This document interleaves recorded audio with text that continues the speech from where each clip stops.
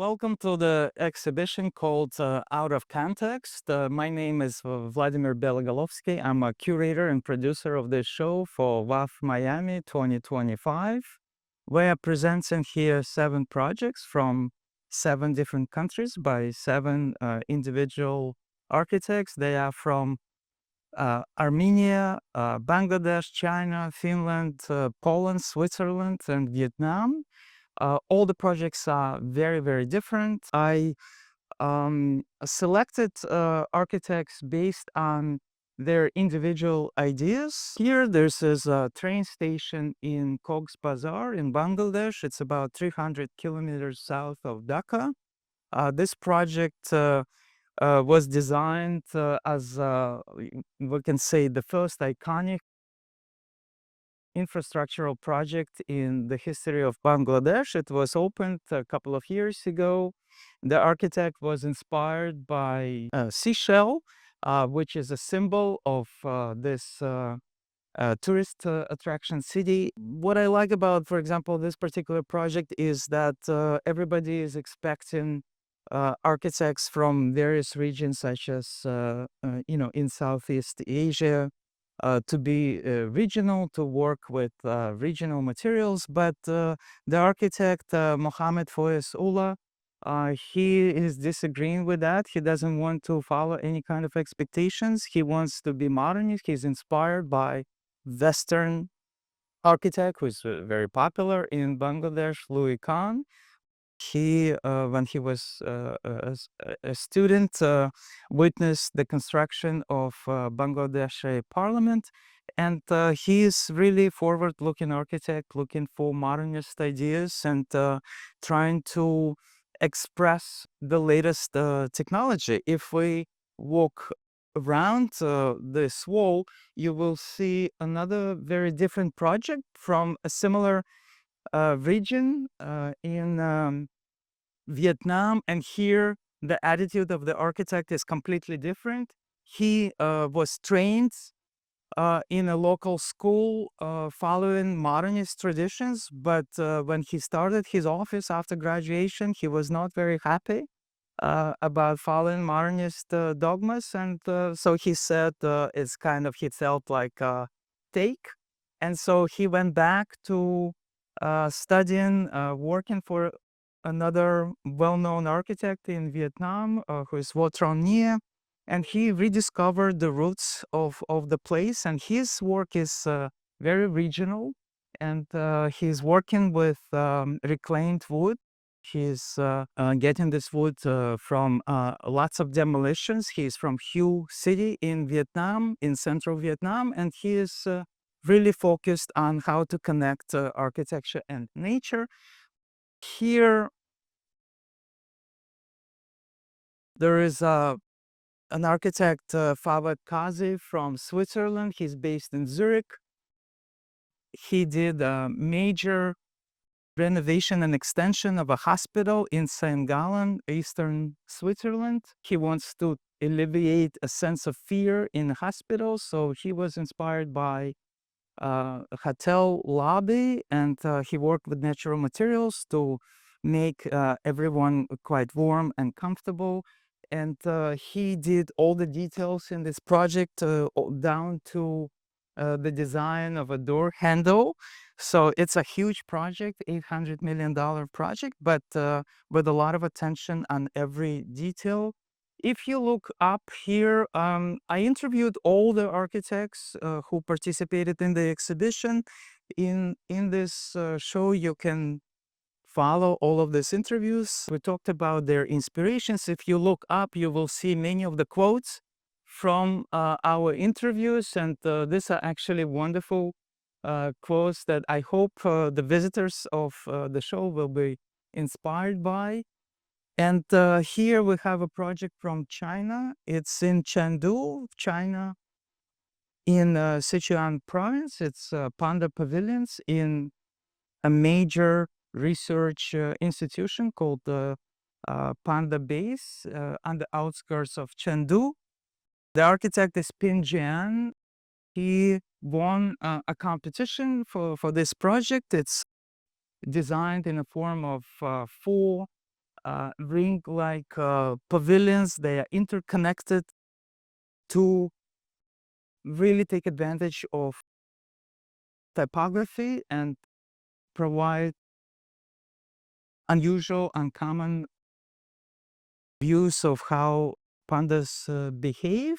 If we walk around, there is a competition project. It's the only project that was not realized. It's a competition for Museum of Architecture and Design in Finland by Yuval Bayer from Bayer Architecture and Urban Design from Jerusalem in Israel.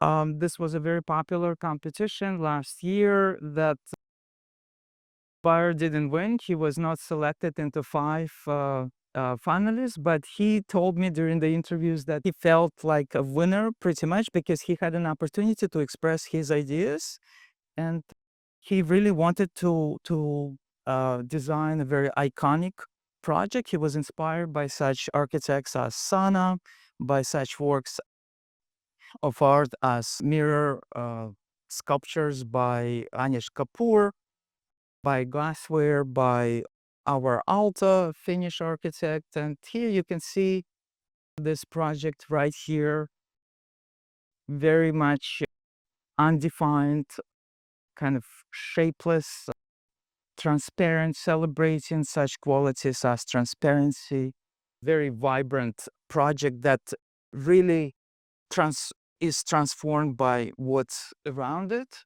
And here, a very small project that was finished about a year ago. It's a villa on the edge of Rind village in Armenia, 1,350 meters above the sea level. It's a wonderful, very laconic, very minimalist structure inspired by international style architecture. The architect was inspired by artworks, paintings of a local Armenian painter. And here you can see the entire process from sketches to models that the architect made. And this is a very uncompromising work. The architect, hired and fired many contractors to get it built just right. He did absolutely wonderful details, one-to-one scale. And here, I guess this is the final out of 7 projects. It's Silesian Museum of Art in Poland. This is Roger Reeve from Wrigley Reeve Architecture, which is based in Austria, in Graz, Austria, and Berlin, Germany.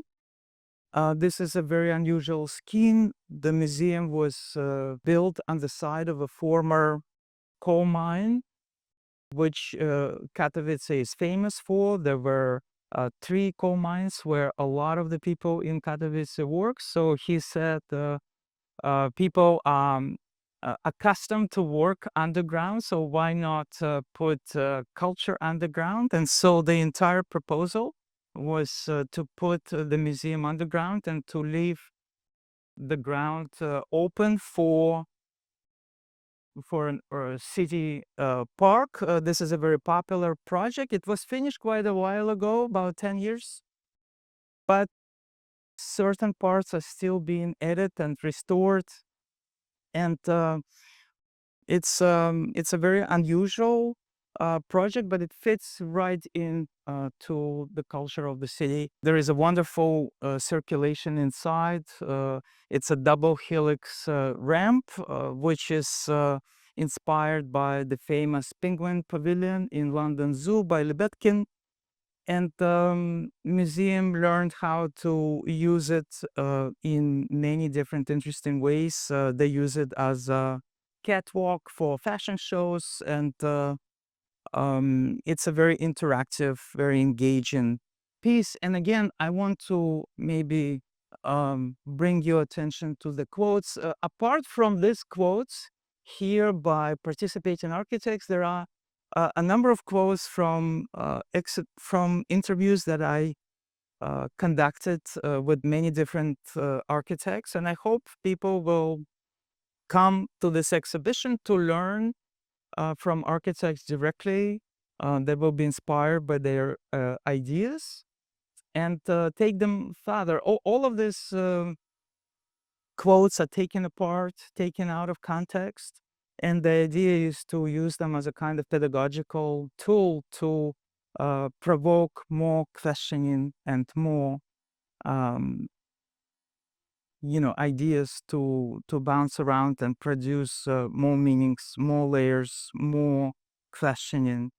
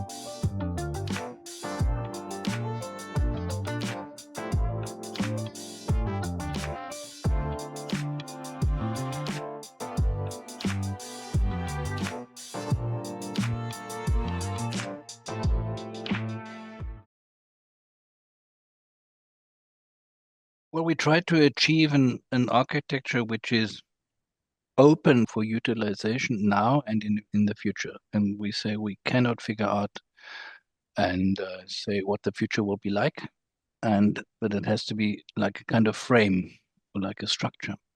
And that's why it's always this play of determined and non-determined spaces. So trying to make the determined spaces as small as possible, so to have a lot of space for the non-determined. And this can be anything from, say, a cafe to a yoga studio, from a museum to a school, or you name it. And it can always change. Well, we don't like doing architecture, you kind of know. Yeah, we hate boring architecture.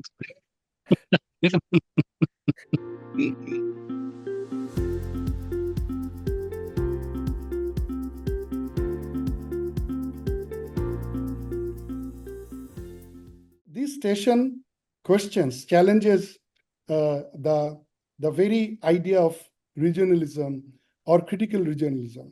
Should we go for vernacular styles to claim our authenticity? Should we always, take references from regional or cultural aspects to claim authenticity? I never believed so. What architecture should be look like, what architecture should conform to external expectations, of what our architecture should look like. I never subscribed that idea. Whenever we get a project, we just it's our daily culture that we start a project with site, program, value analysis, nothing more, nothing less. We just start with that. So we remain very functional in that sense, if you say. And we try to understand both the functional, and later on, we try to understand both functional and also emotional context. So that shared understanding, in fact, becomes the foundation of our design narrative.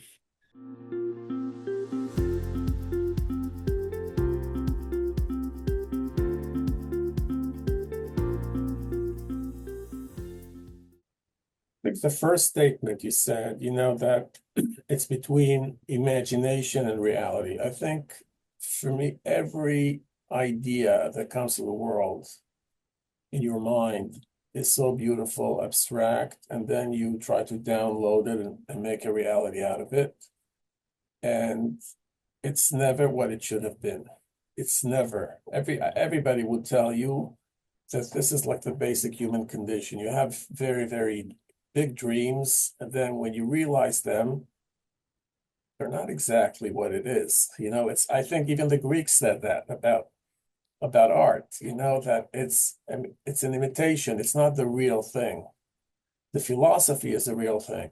The philosophy is where like everything is possible, it's open, it's like abstract, and you bring it down to reality, there's a compromise.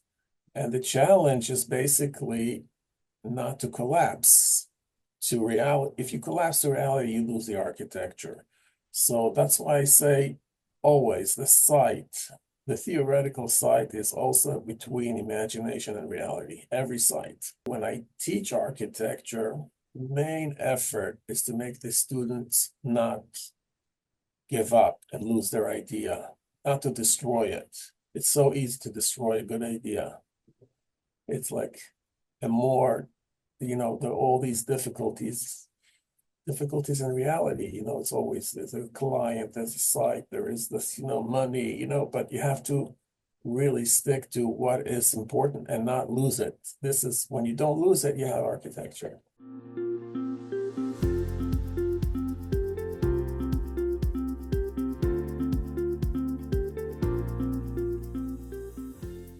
I strive shutting the connection with nature, creating a kind of architecture that is harmony with the nature, connecting and touching the emotion of people.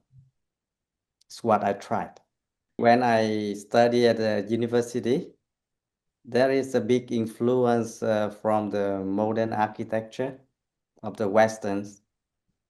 And after I graduated, I tried to copy it. So after the time, I think that it's like something fake. It's not real. It's not belong to me, belong to my place. So I strive searching for the connection with nature, creating a kind of architecture that is harmony with nature, connecting and touching the emotion of people.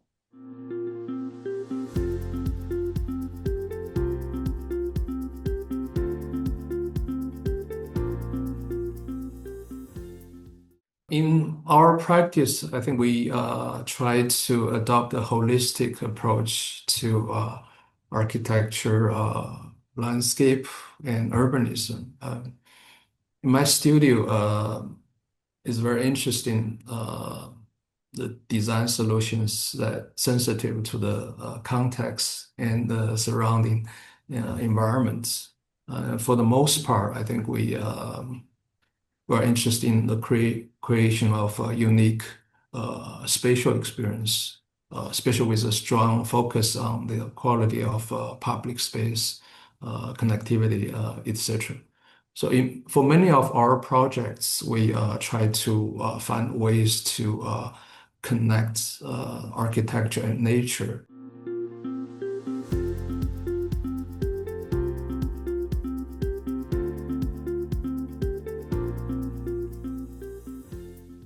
Very important part of my work is the material. So it's one of the bases of our work that we try to really understand what the material partly maybe also requires. The other one, as I mentioned, is the history, that I believe that what we are doing is part of the history. We are like in a line with others. We somehow have a certain responsibility for being part of that line within the kind of evolution of architecture. I believe that every building site is already existing. So in any case, your project, your intervention is a kind of extending what is already there, trying to continue with those characters, parameters that are already existing. So that knowing the site is, I would say, one of the really important facts and aspects of the design process.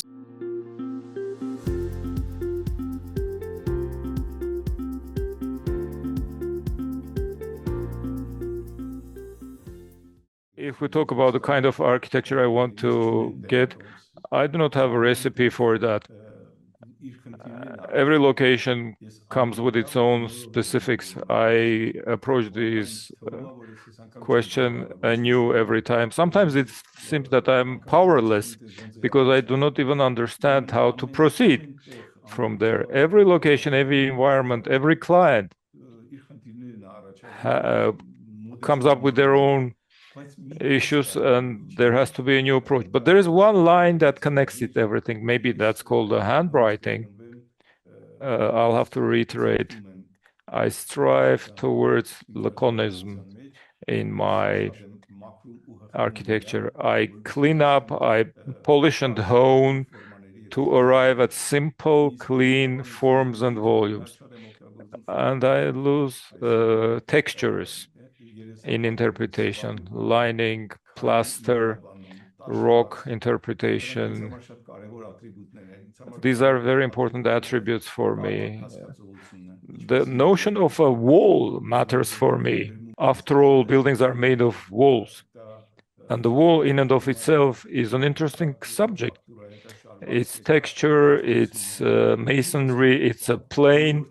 It's every location asks for a different approach. So I do not have a universal recipe or a matrix that would apply to every project. But since it's me doing it, well, handwriting emerges apparently.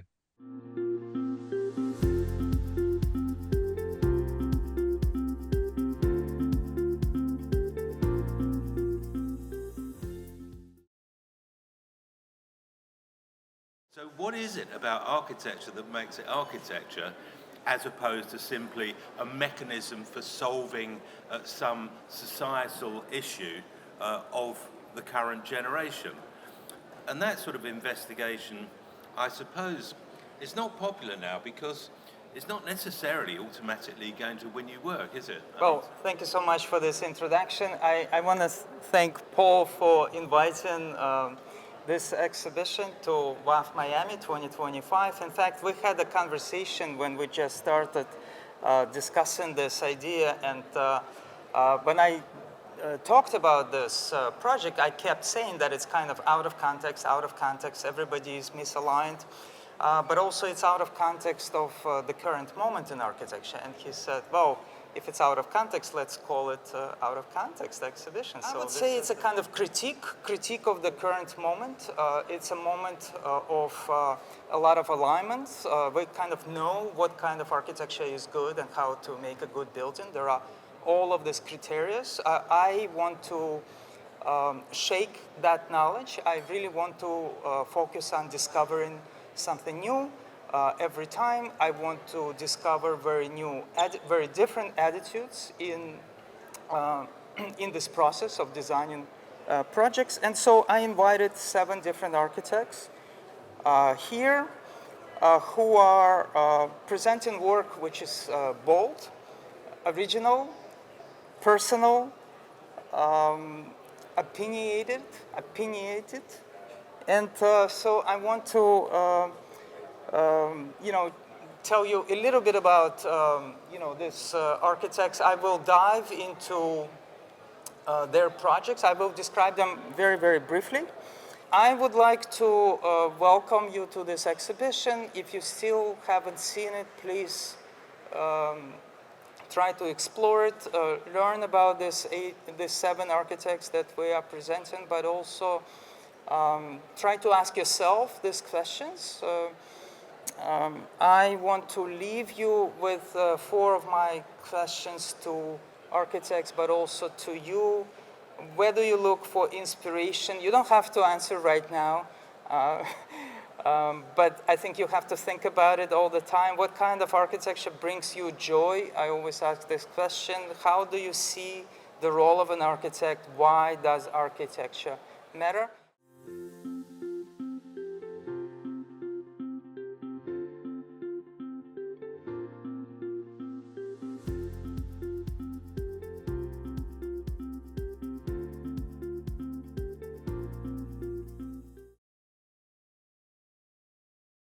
Everyone, welcome to Out of Context exhibition here at WAF Miami 2025.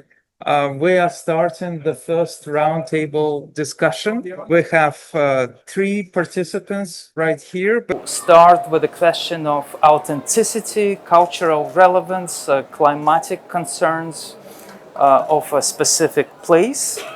And this again, three very different projects, very personal projects, different attitudes.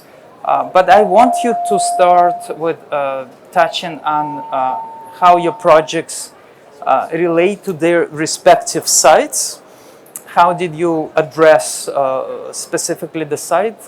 What was, first impulse how to start the project? What was the physical connection, cultural connection, climatic connection? When we were invited to design this project at railway station, we were actually invited to design this, and there was no competition for this. For us, there was no precedent in railway architecture except, there was an international architect, Robert Bui, who designed a station, which is our main station in the capital city, Dhaka, which was quite an icon of international modernism. Except that there was no precedent in our country.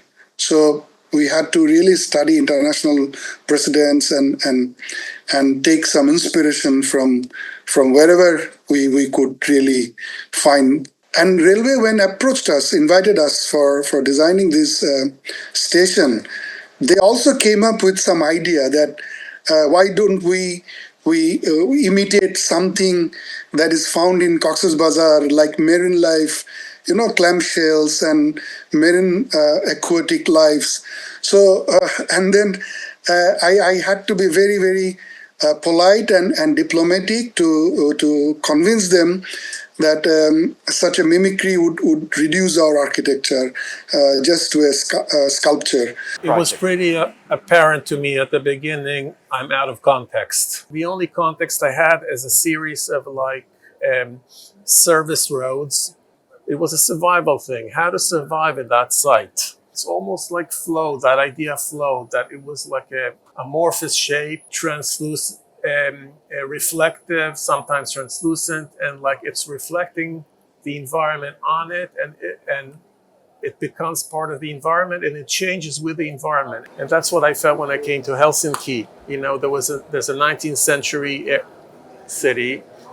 Then there is a port that doesn't really relate to the city. A lot of service trucks, all kinds of junk. And then we have a very strange lot that doesn't refer to any of the urban planning of the old city. And then you make a building.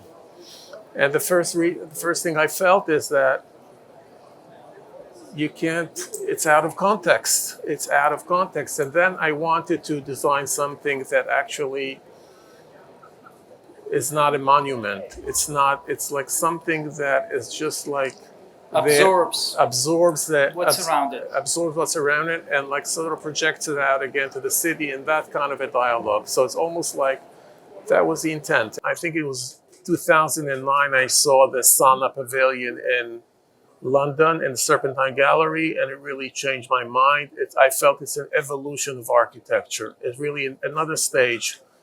And I often say, for me, it was just as strong for the previous generation, the Mies Pavilion in Barcelona, that suddenly opened the world for a new way of expression. So that event for me opened a new way of expression. In my case, in this specific projects, we have a tourist city, so we think about the way how to welcome the guests, the tourists come to the space.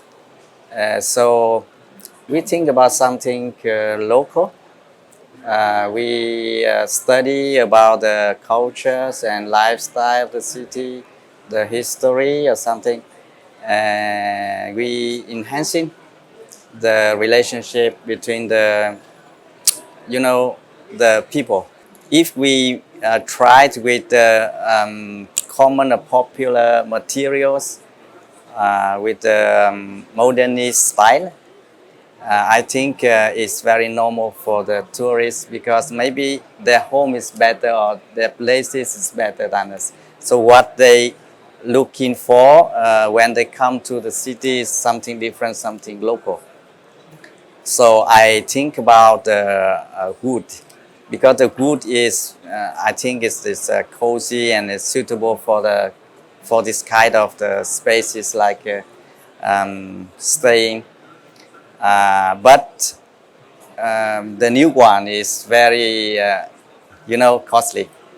So we try to think about another way, and fortunately, we found that there's many old building in the city or in our region, like school or like offices, demolished, and then we can take the structure and door and window system, and then we collect it. You know that they have existing section of the elements, so we can use it very easy to build the new ones, the new projects. It's very easy way. And you even said that one advantage of using the reclaimed wood, not only that it brings authentic character, but you can also get it at half price, right? Yeah, half prices. Your idea of out of the context is also, it makes us reflect on how we architects respond to our own challenges, own, bureaucratic challenges, sometimes administrative challenges, and we also reciprocally we challenge them and to find the obvious. Going outside of this particular project that we are discussing here, what would you say is the main message of your architecture? What are you trying to achieve with your work? And how do you think this particular project is representative of that message as well? Yuval. I think we're now in a stage, culturally in a stage that we need to like a stage of evolution. We feel that everything is falling apart, but that's actually, there's a positive aspect. We need to expand our references, expand beyond the the Platonic grid. All these, the heritage, the classical heritage is it's deep in our foundation, but we need to find a way to expand the conversation, have architecture encompass more and more, and let it breathe. We need to find a way to expand. I try to make the people happy through architectures. So I try to. I think one way is trying to make something connection between the people and the people with the natures. Also, I try to use something that is the most simple and not complicated to engage the connection. Thank you everyone for participating in this first session. I'm glad that we, agree to disagree, right? I actually wanted to pair your projects. For example, Foyes and Duon, you come from very similar, very close part of the world, but your approaches are very different. Your projects are very different. Thank you very much. Thank you. Thank you. Thank you. Thank you. Thank you so much.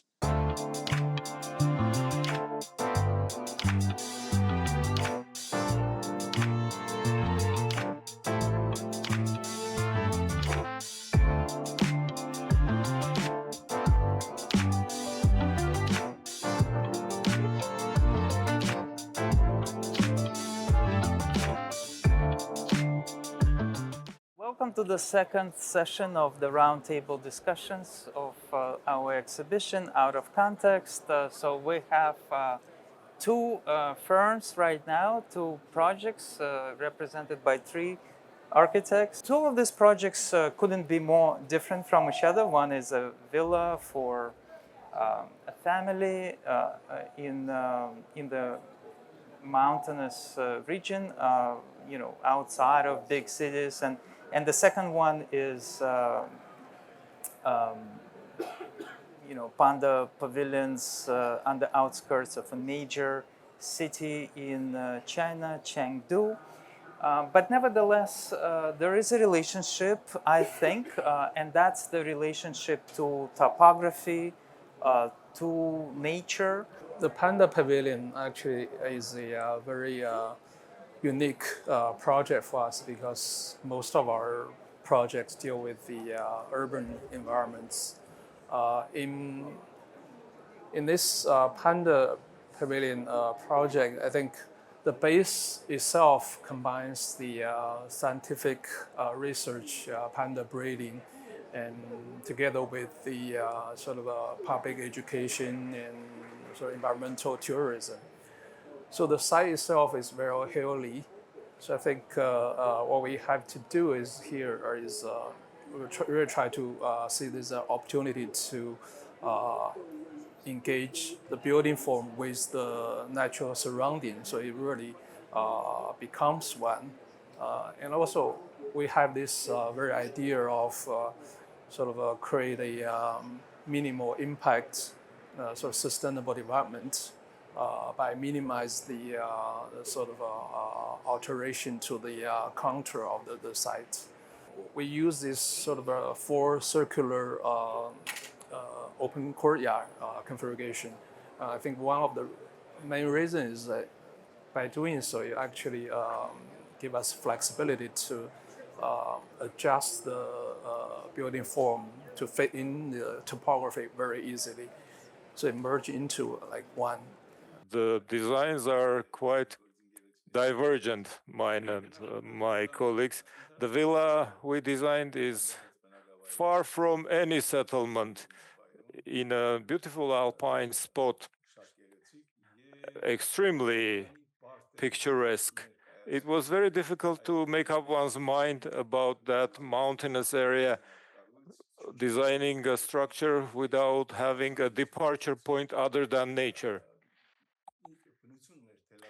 It was the nature that dictated the location, the vineyard in front of the spot. We took a bold decision, and it may sound blunt, but let me put it this way. We approached the site with mild aggressiveness, placing a simple geometric. It may sound as an oxymoron, the mild aggressiveness. We put a rectangle, very simple form without replicating nature, but to mitigate the impact, we tried to suspend, to put it bluntly, to have deep shadows, to demonstrate, emphasize how the rectangle doesn't sit on ground, but simply leans on it. It's built on soft nuances, this work. The very key idea for this project is to have this fusion of architecture, landscape, and land arts. So, I mean, you talk about the reference. I mean, I have been inspired by not only the landscape of this area, but also some of the contemporary artwork. The Western Richard Serres, some of the land arts, how those cordon steel pieces creating the movement, spatial movement, and how the sculpture engage with the land. And these are reference from the sort of a sculpture point of view. The location where it was placed, where the villa was placed, is green for a very limited period, only in spring. Then it dries up and acquires a very interesting tone, color. You have to be a little bit of a poet to be able to describe that properly. The white washed stones, the yellow soil, the dryness, the convoluted bodies of the vines. I like that type of nature. I like it and it resonates with me. And I found a painter, an Armenian painter who thinks alike.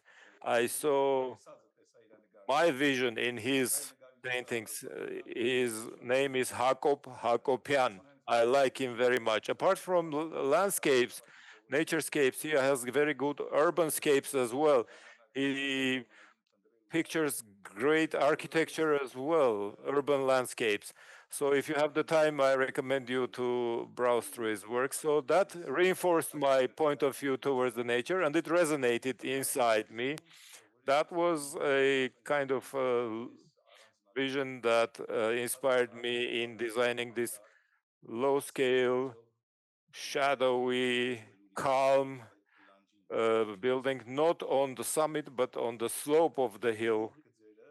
The straight lines are in contrast, like I said, with the mountains, with the rocks, with the convoluted vines. Something we didn't talk about, who are your heroes? And do you have interesting examples, architectural examples that inspire you, that guide you, that you try to, visit and emanate? And for example, um, you both talk a lot about specificity of the site, the topography, but I wonder if any cultural figures come to mind as great inspirations or works of architecture that you could refer and speak of as really inspiring references. What are those forces and ideas that you bring into your work, into your architecture, besides specificity of the place? The most recent experience is that I happened to visit a college campus, and then I was visiting one of Louis Kahn's building. It's simple, the British Arts Museum at Yale. In New Haven. In New Haven, yeah, very simple forms, but it's all about the lights and the spatial quality, and I thought that really struck me in how simple and how powerful that form of architecture could be. That's my hobby. I like to travel around.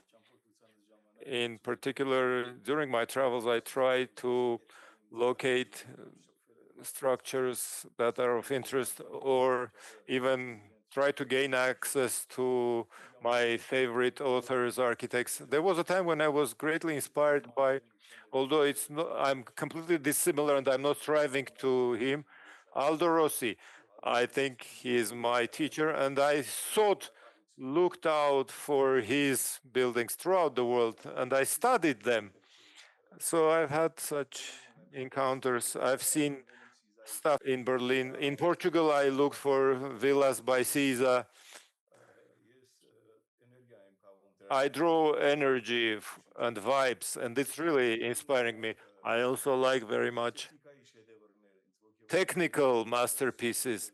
For example, the nose cones of airplanes, the shapes, or machinery, especially new cars that are fluid. I also paint and I draw inspiration from visual arts as well. Sometimes I even panic when I don't find a source of inspiration, but I look out for it continually. That's very topical. I also like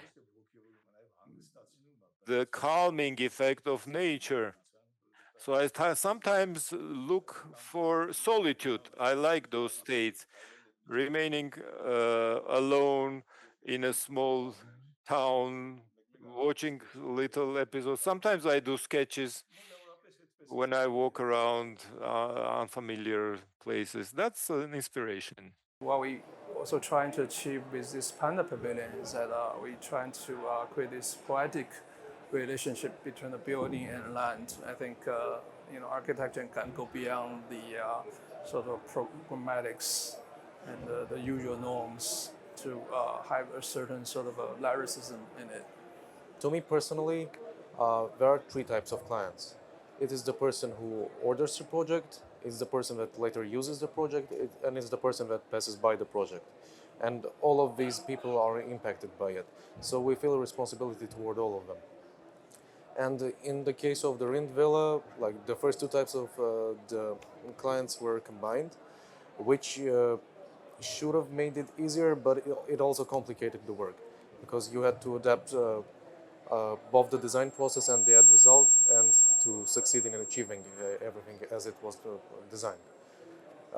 And in case of this final client for this project, it's quite a remote area, so we didn't have to worry much about them, but I think we still succeeded in creating a structure that would be pleasurable to view for them as well.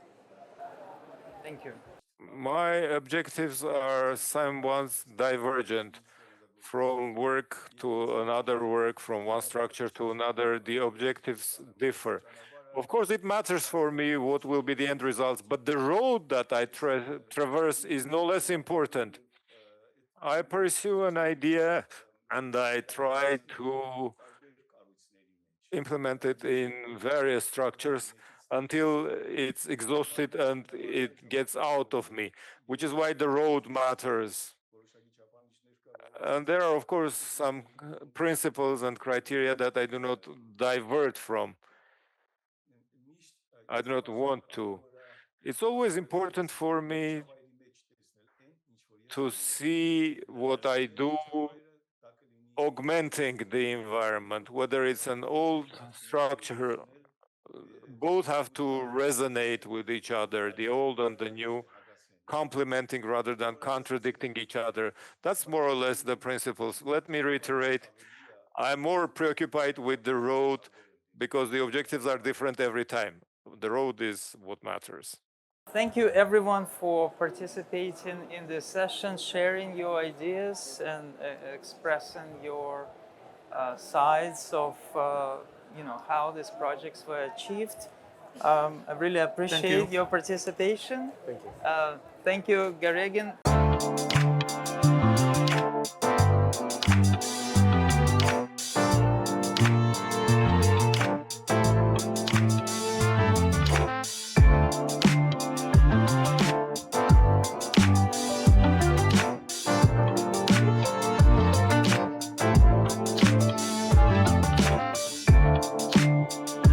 Welcome to the third and final interviews, roundtable discussions session of the exhibition Out of Context here in Miami. We are discussing two projects, so we have three architects representing two projects. And I think the common ground is the question of adaptive reuse.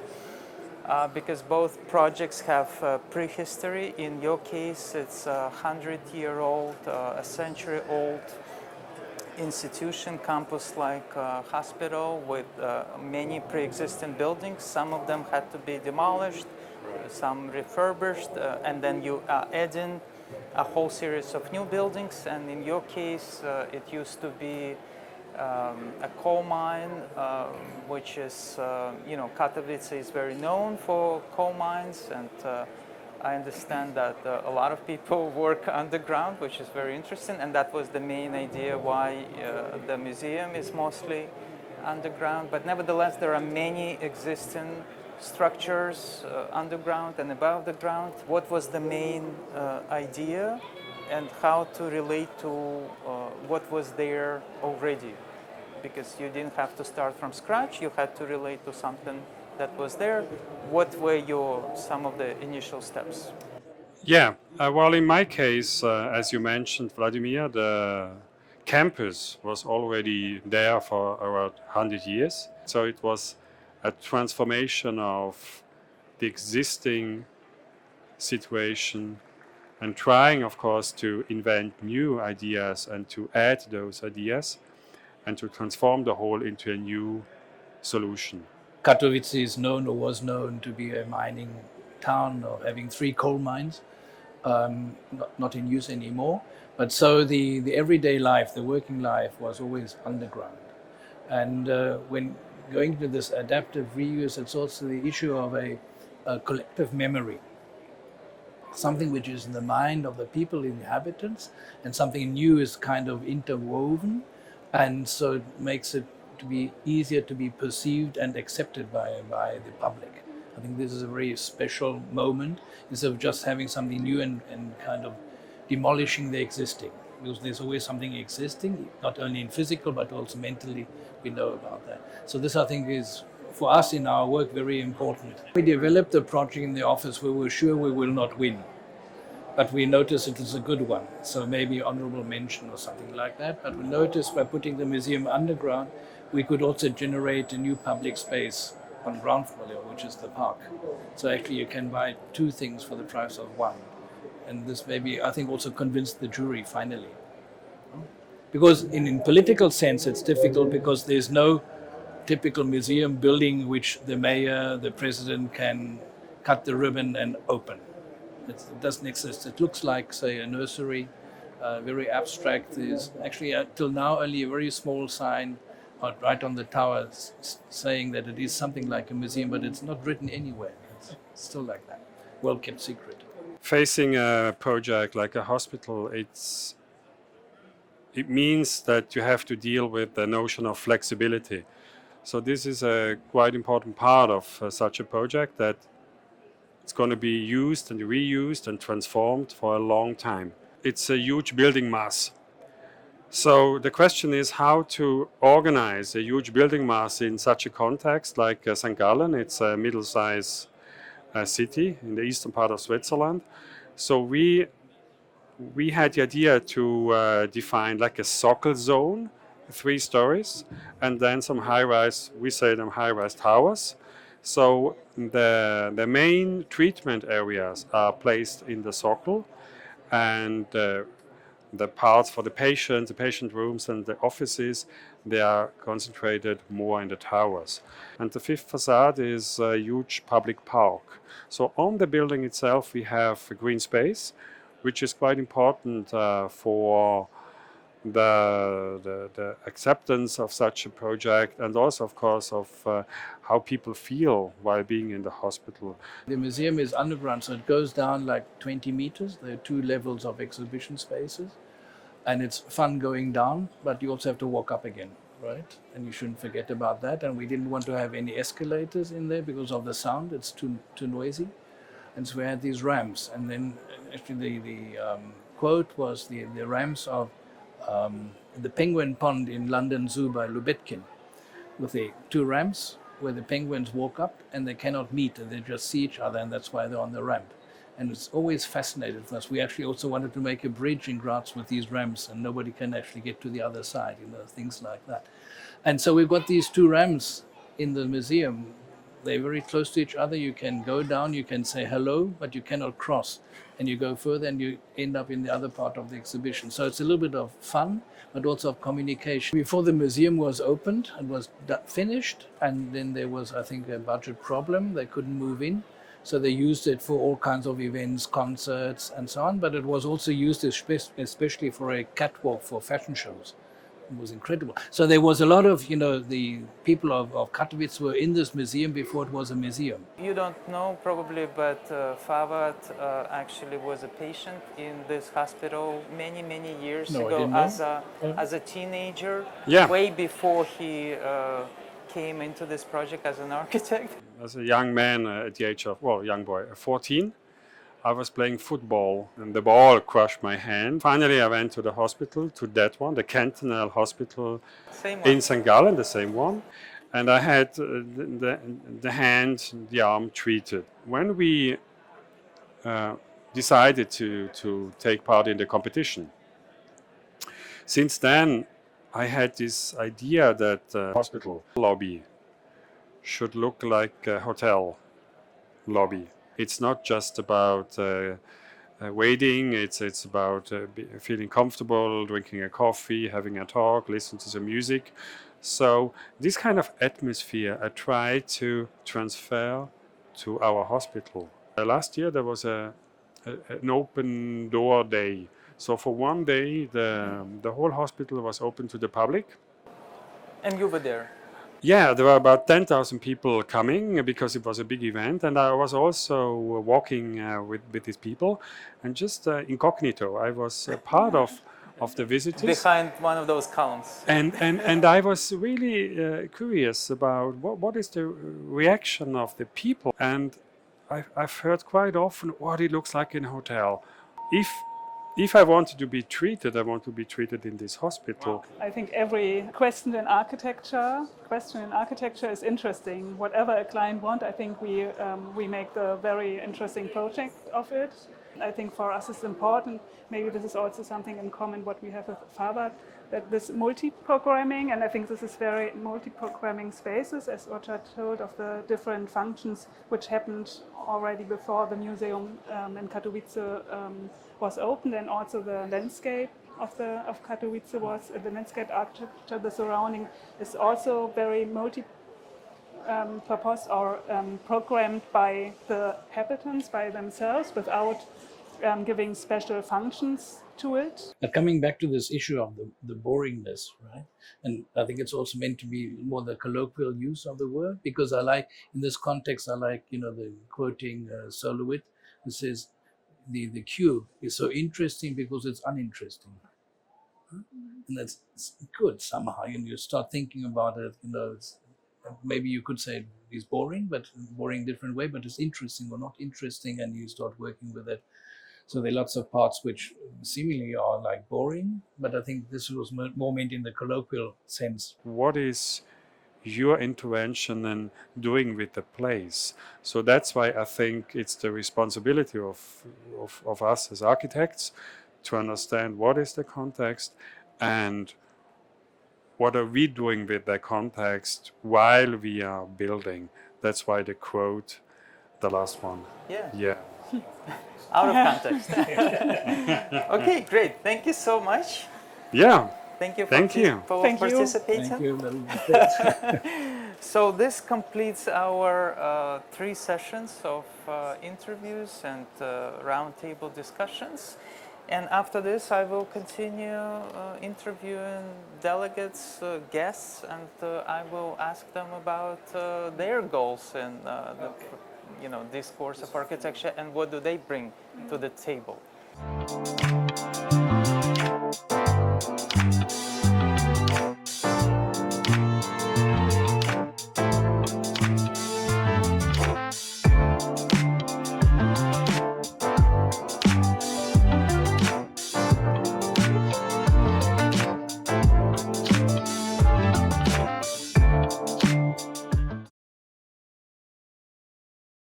So we're gonna start, I guess you will tell us.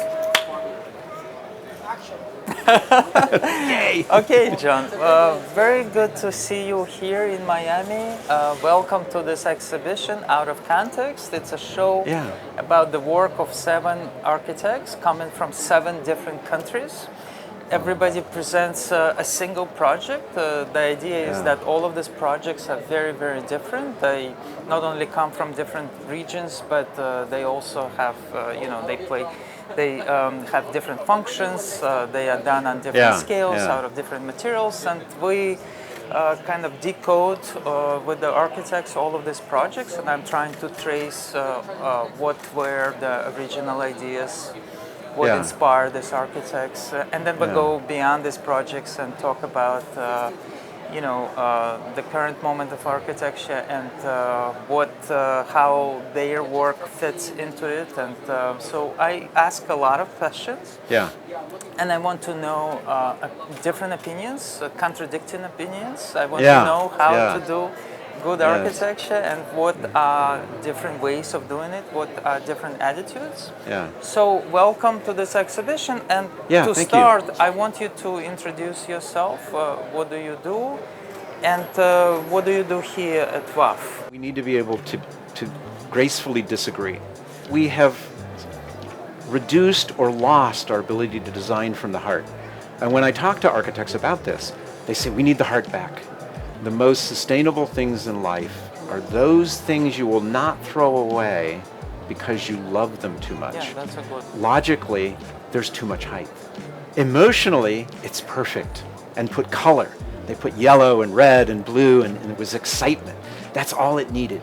Don't lose what was in your heart when you entered architecture, what you loved about architecture. Don't worry about because sometimes the reason comes at the end of the design process. If you try to develop a rational version of beauty, you'll never get there. Just trust your intuition, see where it goes, and then adapt. You don't have to do it linearly. You don't have to start with an idea and then execute the idea. No, I am above cute. I know better. I have seen the light. What does it mean? Architecture is a slow business. It's quite common now for architecture and landscape to be discussed in the same breath. You know, those silos, I think a lot of those have melted quite a lot. I think you have to be optimistic for one simple reason, because everything that architects do is about the future. You know, even if you're restoring a castle, it's not really about the past, is it?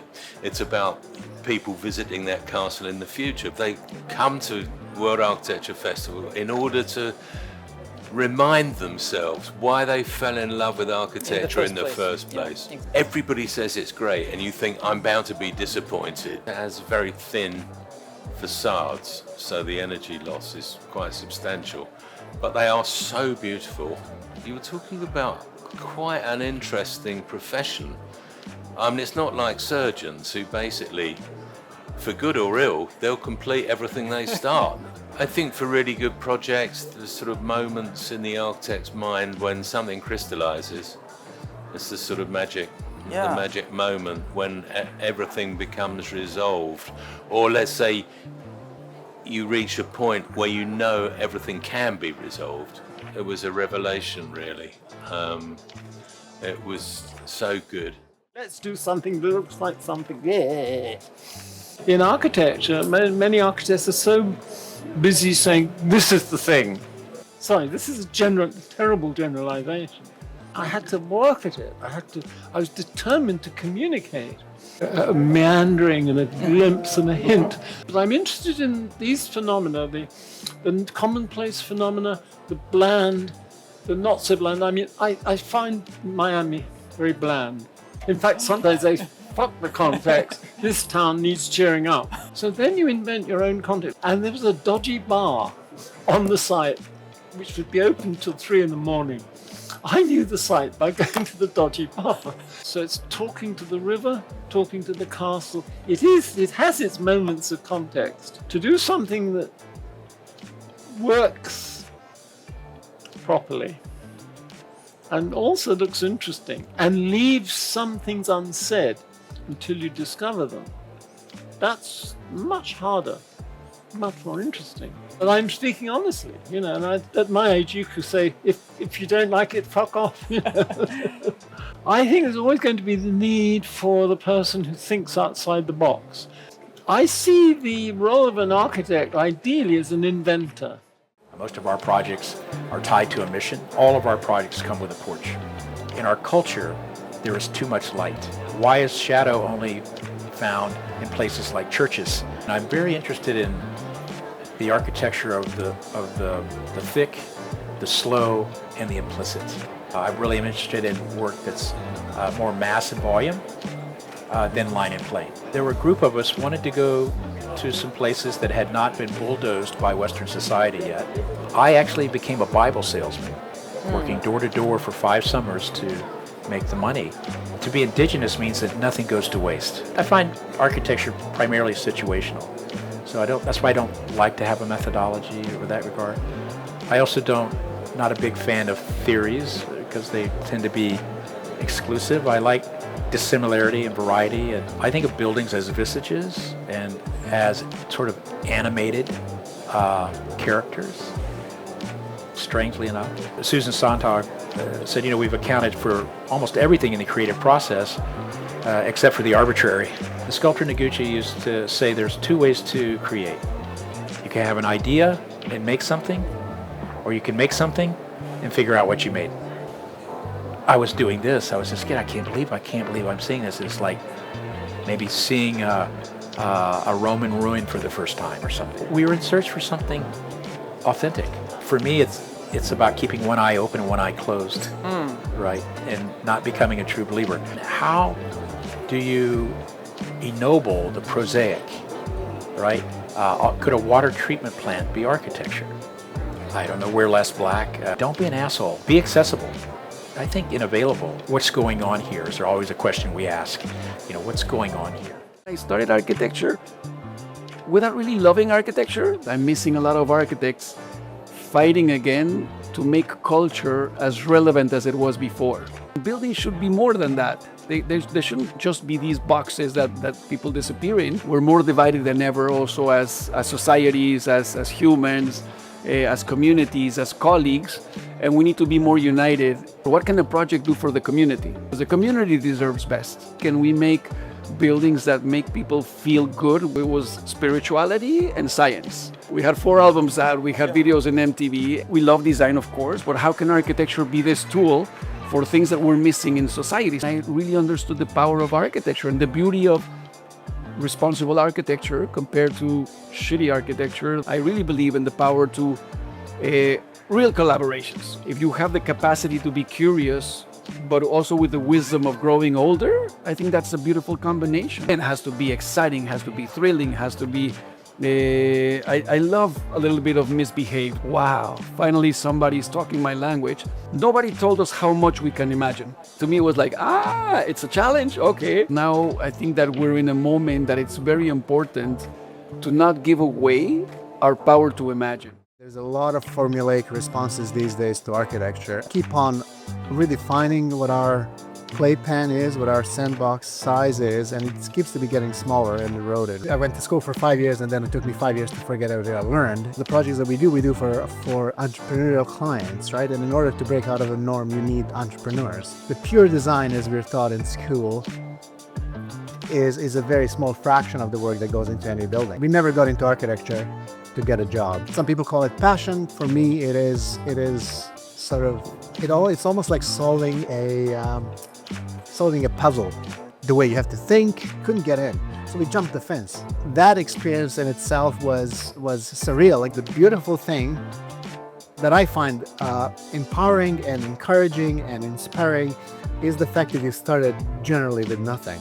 From that sort of a courtyard or cloister experience, we walked through a different archway, and in the fog sits left to right. Depends on where you catch me. I would say absolutely not and absolutely yes. It is constant change of pace, constant change of scale.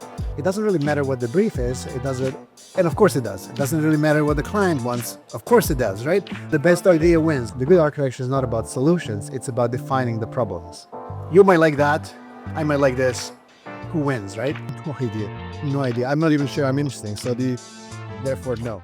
Architect is like a movie director to deal with every problem.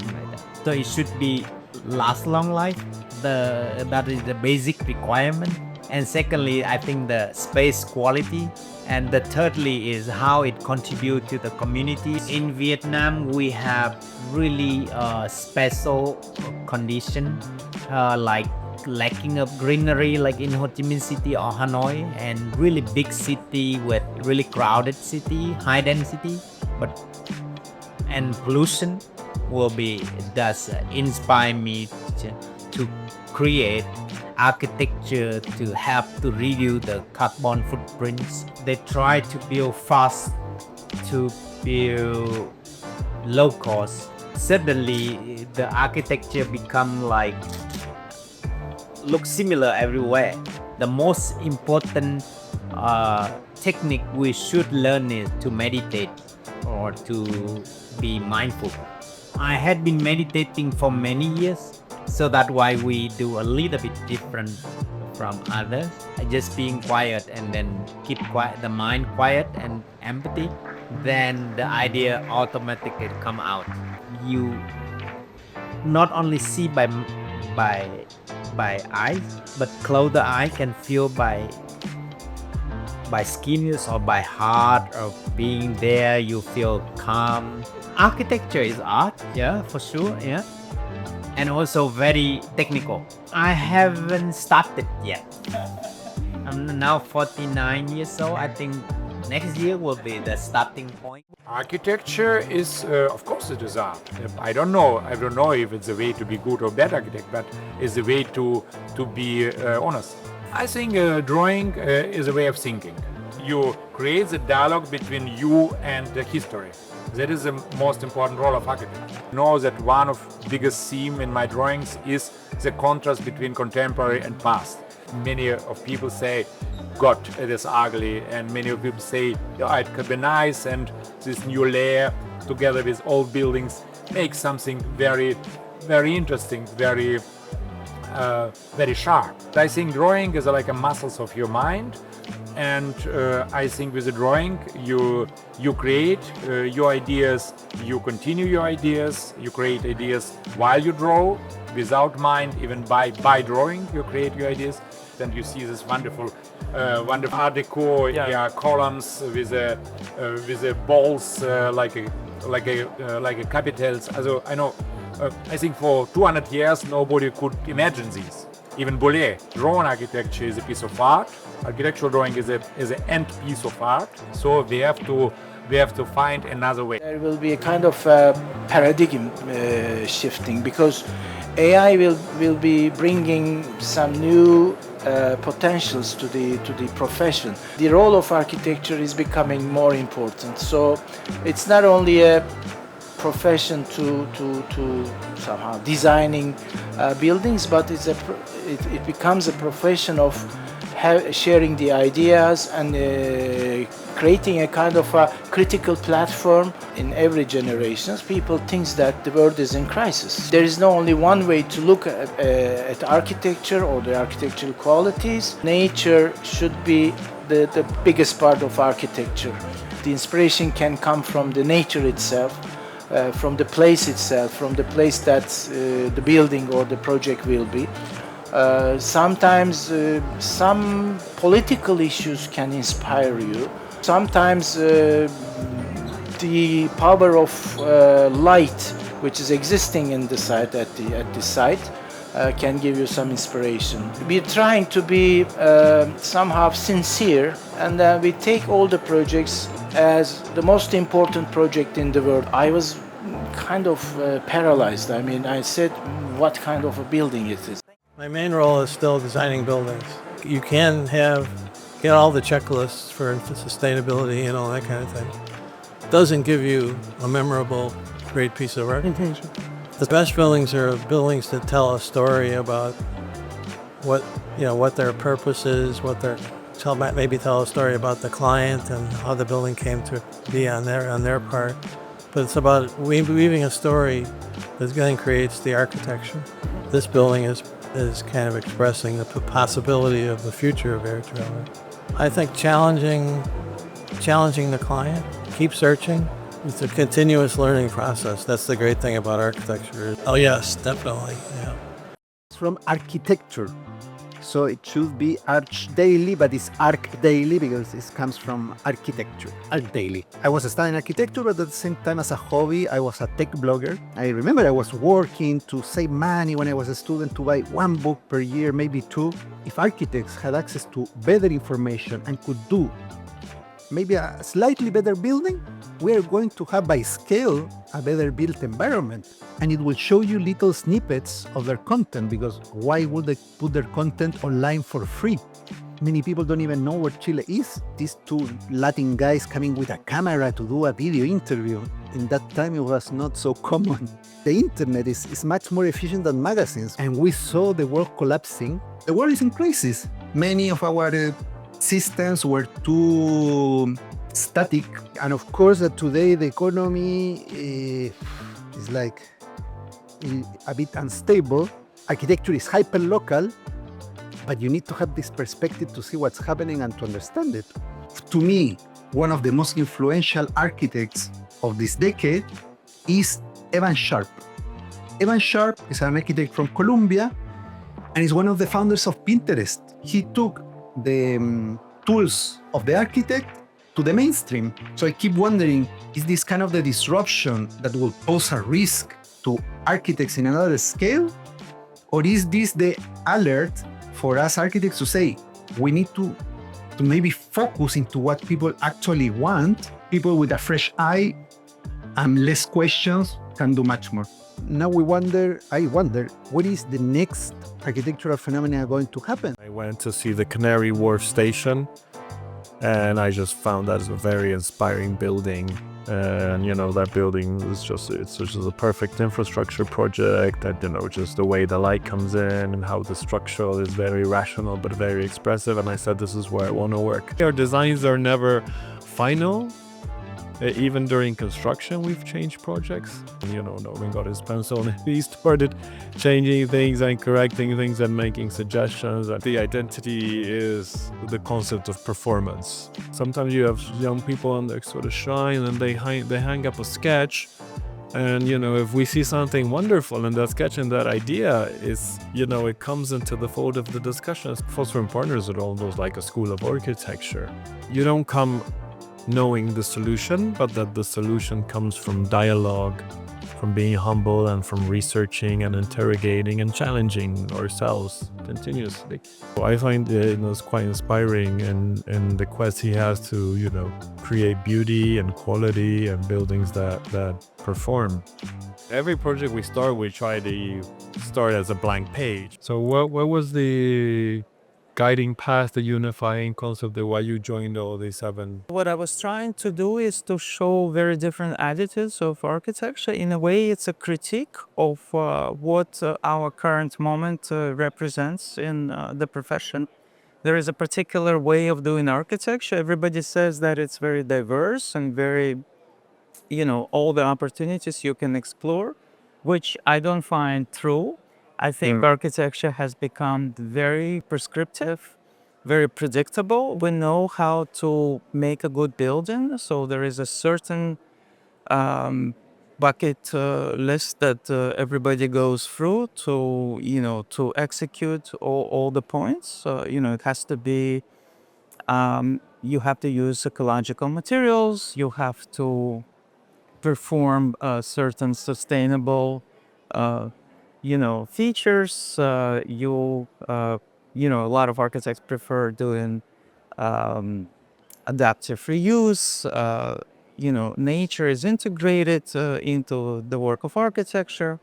So there are very few tricks that everybody goes through. You know, they use timber, they try to stay away from concrete. So I don't find it very open. In fact, it's very formulaic. So I'm trying to find that, and I try to find examples around the world which are very different, very diverse. And I want to go through the entire process where the architect found ideas and what were the steps, what was the design process, you know, what kind of questions they ask. And I try to find very different ways of doing architecture and celebrate it. And I interviewed all the participants and we, you know, kind of back analyzed all the work. And I try to ask questions outside of that particular project to figure out what makes each of those architects absolutely unique and special.